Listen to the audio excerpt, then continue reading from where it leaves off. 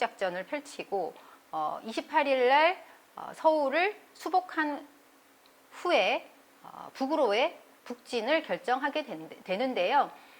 단지 전투 행위로서의 유엔군의 북진이라고 하는 의미만 있는 것이 아니라 남한 정권 담당자들과 우익 청년 단체들이 쫓아갑니다. 쫓아가서 북한 지역에 대한 점령 작전을 시행을 합니다. 전선이 쭉 이제 올라가기 시작하면 이 사람들도 따라 올라가면서 그 점령한 지역에 대해서 점령 정책을 시행하는 것이죠. 그리고 여기에 호응하는 세력도 생깁니다. 이들이 이제 쭉 따라 올라갈 때, 드디어 한반도가 자유민주주의 진영에 의해서 통일되는구나, 점령되는구나, 이렇게 생각하는 생각을 가진 사람들이, 아까 전에 이제 신의주 사건을 일으켰던 사람들, 인민위원회를 습격했던 사람들, 이런 사람들이 이 행동을 숨죽이고 있다가 갑자기 이제 이런 정세가 반전되면서 적극적으로 나서기 시작하는 것이죠.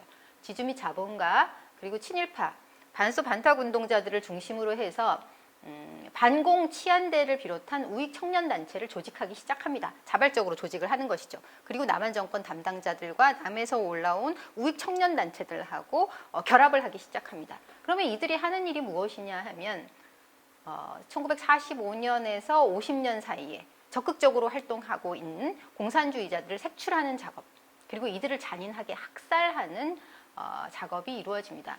여러분들에게 이제 제가 이제 지금 중간고사와 기말고사를 대체하는 여러 조치를 취해야 돼요. 사실은 뭐 인터넷으로 시험을 볼 수도 없고, 그렇기 때문에 중간고사 대체로 여러분한테 내고 싶은 보고서가 바로 이것에 대한 보고서인데요. 황석영의 손님이라고 하는 소설에서는 사실은 이 과정에서 그 유엔군이 북상을 하고, 그리고 기독교 세력이 강했던, 지주와 기독교 세력이 강했던 황해도 신천 지역에서 지주 및 자본가, 반소 반탁 운동자들을 중심으로 해서 우익 청년 단체를 조직하고 공산주의자들을 학살하는 이제 이런 사건이 발생하고, 다시 중국군이 남하하면서 과거의 지주 자본가, 반소 반탁 운동자들의 가족을 다시 학살하고, 이런 과정에서 수많은 사람들이 학살되었던 황해도 신천 사건을 다룬 소설이 황석영의 손님이라고 하는 소설인데요. 기회가 요번에 이제 보고서를 낼 테니 여러분들은 꼭 한번 읽어보셨으면 좋겠습니다. 전쟁을 사실은 너무 먼 이야기죠. 70년이 넘은 이런 사건을 우리가 오늘의 일처럼 뼈저리게 느낀다거나 그 느낌 그대로를 이해한다는 건 굉장히 어려운 일인 것 같아요. 그런데 다행히 소설가들은 그런 능력을 가지고 있죠.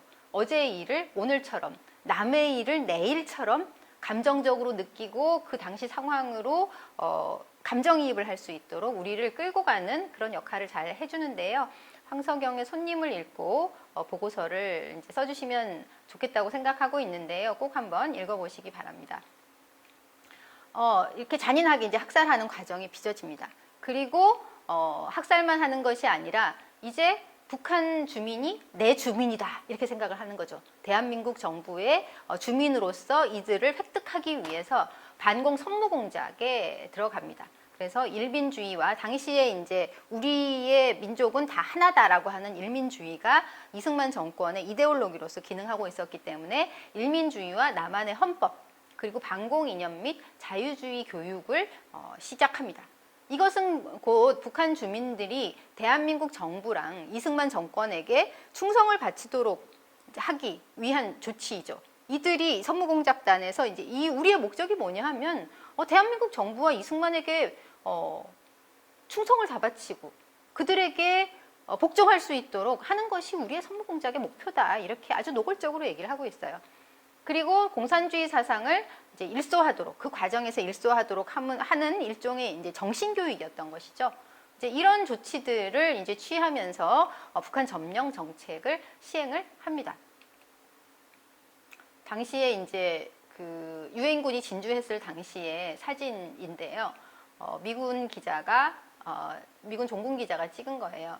여기에 보면 태극기를 들고 있는 학생이죠. 학생모를 쓴 것을 봐서 학생으로 볼 수가 있고, 그리고 앞에 이제 엎드려 있는 사람은 인민군복을 입고 있기 때문에 인민군 병사예요.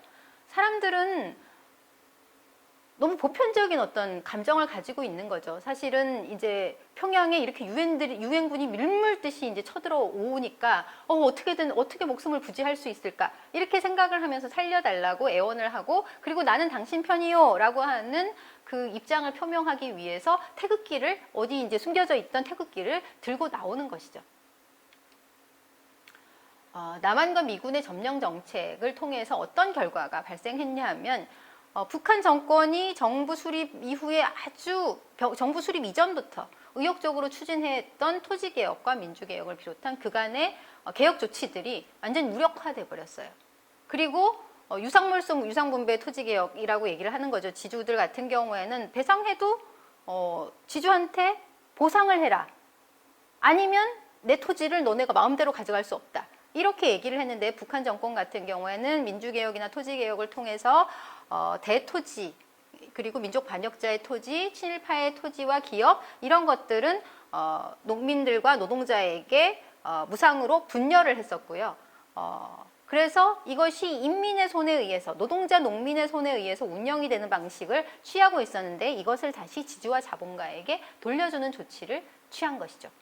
그리고 많은 공산당원들이 우익 치안대에 의해 학살이 됐어요. 북한 정권을 가장 강력하게 지지하고 있던 세력이라고 할 수 있는 당원들이 그 과정에서 굉장히 피해를 입은 것이죠.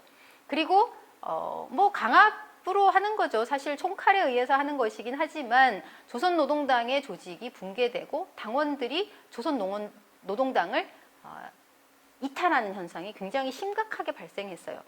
그 조선노동당원이면 굉장히 투철한 공산주의 사상을 가지고 있을 거라고 예상을 하게 되고, 북한 정권도 그렇게 기대했지만 실제로 그런 결과는 이루어지지 않았어요. 이런 조선노동당에서 촉발된 위기는 이제 노동당원도 저렇게 이게 당에서 이탈하고 남한과 유엔군에 대해서 적극적으로 협조를 하고 이러는 상황이니까, 주민들 같은 경우에도 노동당원도 이탈을 하는데 우리도 뭔가 행동을 적극적으로 취해야 되는 거 아니야?